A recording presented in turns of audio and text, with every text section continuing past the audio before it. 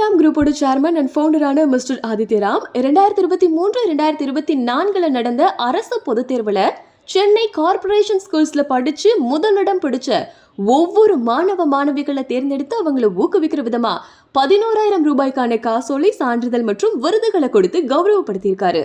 ஈசிஆர்ல இருக்க தன்னோட ஆதித்யராம் பேலஸ்க்கு அவங்கள வரவழைச்சு ஹானர் பண்ணியிருக்காரு. எஜுகேஷனுக்கு கஷ்டப்படுற ஸ்டூடெண்ட்ஸ்க்கு ரெகுலராகவே ஹெல்ப் பண்ணிட்டு இருக்க ஆதித்யராம் அவங்க 11,000 ரூபாய்க்கான காசோலையை அந்த மாணவர்களோட பேர்ல கொடுக்காம அவங்க அம்மா பேர்ல கொடுத்திருக்கிறத எல்லாரும் பாராட்டிட்டு இருக்காங்க.